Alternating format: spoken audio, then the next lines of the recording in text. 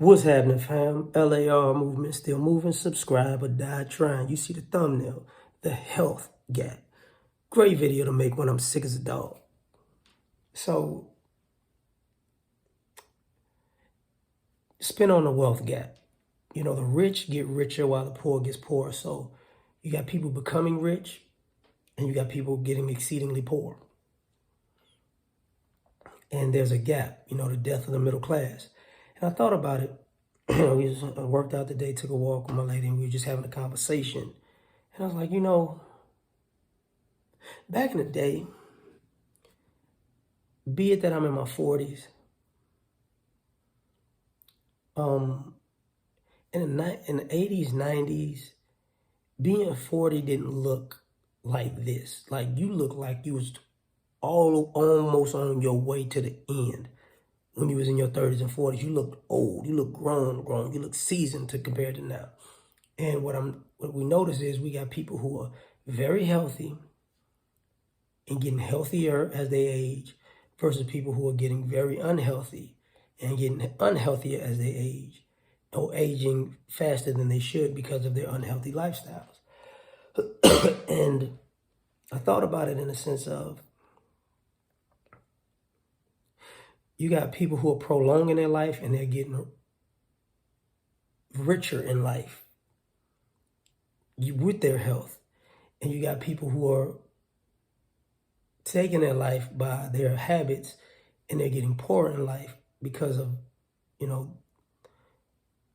hospital visits, medications, surgeries, this, that, and the third, right? They just keep deteriorating, getting worse and worse and worse.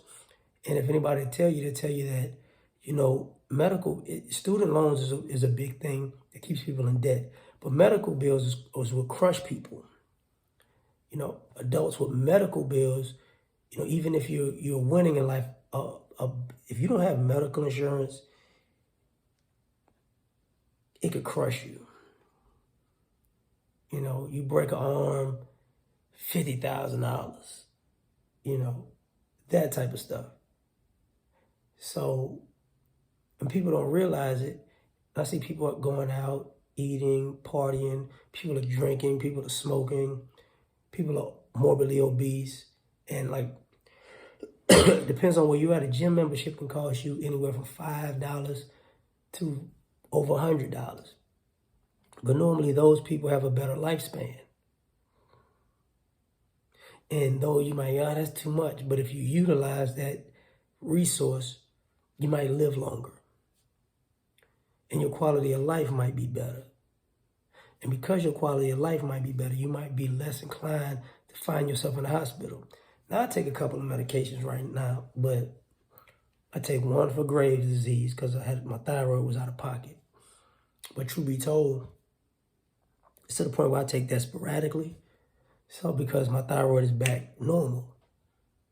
And then I got one for high cholesterol, but I think my cholesterol is a thing that's more so tied to weight. If I get over a certain amount of weight, I have high cholesterol. If I keep my weight in a certain level, But even with that, I take the most minimum doses you could take. So I don't have to constantly be over and over and over and over and over. And a lot of my issue is usually I eat seafood. So seafood is high in cholesterol. And I've said this before, I'm stupid. I get my physical every year during the holiday season when everybody eats the most. So I might get my physical somewhere between after Thanksgiving or to right after New Year's. Like I might have ate a feast and then be in the doctor's office. And it's not a good idea. But when you go out and you see people, they're not healthy. Their families are not healthy. I thought about back in the day, people died at 52, 55, 56, and that was dying from old age because of the bad health.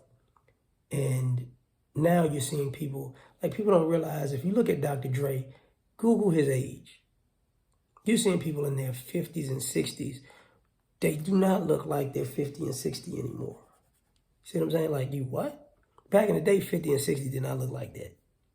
So I'm going to assume if you live a healthy lifestyle, you're going to live longer than past generations. I'm assuming me being in Gen X, and me living a healthy lifestyle, as long as I don't do nothing crazy, I'm living well past 80, as long as I stay active. Because look at some of your favorite celebrities. They look younger and younger and younger because they eat better. You know, they don't indulge in too many vices. And it's like, what the heck?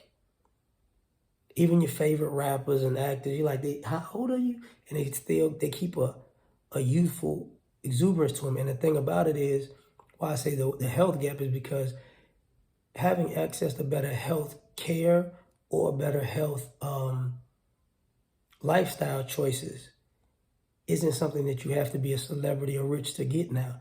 It's for the masses. So what you're seeing is people on one side of the spectrum being super duper healthy and youthful for their age, and you're seeing people on the opposite side of that spectrum being super duper unhealthy. So you're going to see people live well over 100 and people die at 30 just because of the choices that we make with what we put in our bodies and what we do with our bodies.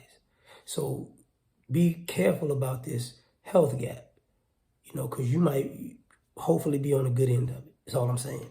Like, share, subscribe, or die. Try and catch you on the next one. Peace.